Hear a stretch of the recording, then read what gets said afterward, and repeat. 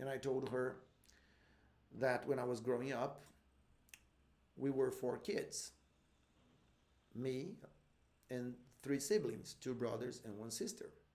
Well, this person I'm talking about, this therapist, this friend of mine, we have known each other for more than 10 years now. I'm not even sure how long we've known each other, but I'm sure we've known each other for at least 10 years. And it was really incredible because she's very curious. And when she heard that I had a sister, she stared at me and said, "What? You have a sister? But I've known you for 10 years. You've never told me you had a sister." And then, because for me, having someone in my family who died apparently had never been a big deal, I said, "Yeah, I don't talk much about it. My sister passed away when she was 16 years old." And and I didn't know back then, but at that very moment, my friend, my student, she started her investigation process with me. Even as a therapist, as a psychologist, because I don't think she can ever shut down the professional in her, the psychologist in her. So anyway, so she became very interested in my story.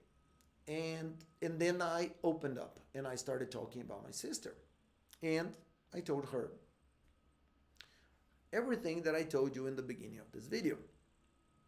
And the more details I gave her, the more memories of my sister I shared with my student, with this psychologist, with this therapist, the more involved she became in the conversation and the more curious she became. And and then at the end of this class, she turned to me and she said, because actually it turned out that this class ended up being more like just a listening exercise because she didn't speak much. But when she did speak in the end of the class, she turned to me and she said, "Well, Fred, I think that you spoke about your sister today, and the fact that you opened this box and all of these memories started flowing out, and all of these memories started coming out, and you started talking about them and about your sister and about your feelings. I don't think that's an accident. Maybe the spirit, the soul of your sister is trying to connect with you, is trying to communicate with you. And if I were to give you an advice, I would tell you to pay attention to this. And I don't know what you're going to do about it. I don't know if you're going to pray for your sister. I don't know if you're going to light a candle. I don't know if you're going to talk to your sister. I don't know what you're going to do. But I think you should pay attention to this. This means a lot, and you should do something about it." And at this point, I would like to tell you that, in fact, there's something about the death of my sister that a lot of times when I tell people, I skip. And I think it's part of my defense mechanism. In fact, that there are two things. One of them I'm going to review now, and the other one I'll tell you in a minute. It's that my sister and I, we were not speaking when she died. We had had a fight like maybe 2 or 3 weeks before. And I don't remember how long exactly, but we had not been talking to each other for at least 2 weeks. And so my sister had the accident. And we never had a chance to say goodbye to each other. And this is one of those memories that I put it in the box and I closed it and I put it away and I shut down.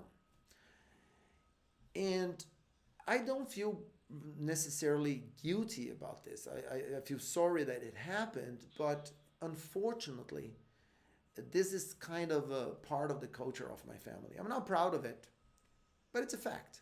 When we were kids, we were like this. We were kids who grew up acting like this, you know. So if we had a conflict, we would argue or fight, and then for some time, we would not speak to each other. That happened not only with my sister, but it happened with my other brothers too, and it was like the norm in my household.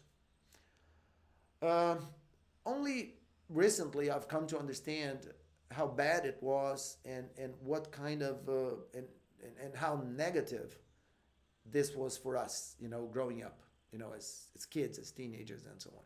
But anyway, I could spend hours talking about this, but that's not the purpose here. So anyway, my sister and I, we were not speaking when she died, and for me, for a long time, well, for 38 years, that was not a big deal. This was part of life. It happened to me, and I think I was not the only one, and probably I was not going to be the last person who lose someone who they loved, but also who they were not speaking to at the time of their death. So anyway, so my friend gave me this advice, this piece of advice. So my friend advised me to do something about it. And and then after that class, I realized how important it had been for me to touch this subject, to talk about this. In other words, to open this box. And then I thought about what I could do, what I should do. And the more I thought about, right, the more memories I I started recollecting, and and and and and and, and, well, well, the more I thought about, the more I felt my my sister's. Well, the more I thought about, the more I remembered, and the more I realized how much I actually missed my sister, because it was something I had shut down for 38 years. So it was like I had never thought about my sister. I had never missed her. And then all of a sudden, 38 years, I realized that actually I loved her so much and I missed her. And then I started thinking about what I should do. If I should say a prayer to her, if I should light a candle, or if I should just talk to her. And because we were not speaking when my sister passed away, my friend suggested that perhaps I could apologize to her for all those years. That actually, it because you see, that's the thing. It's not that I did not speak to my sister. I wasn't speaking to my sister when she died, which I wasn't. I wasn't speaking to her when she died. But I never spoke to her again, ever. You know, not even in my dreams, not even in prayers. I shut my sister off my life. I shut her down, and I put her away for 38 years. And so my friend suggested that maybe I could apologize to her. Well, and like I said, the more I thought about this, the more memories started flushing back into my brain, into my mind. And my friend had told me that she didn't think it was a coincidence, and I had to agree with her, because I then realized that 1 week later, October 1st, so this was like the end of September. So 1 week later, 10 days later, it was my sister's birthday. So I really felt like my sister was trying to contact me. My sister was trying to communicate with me. And then I had an idea. And the idea was, I have two kids. One is 15 years old. The other is only 6.5 now.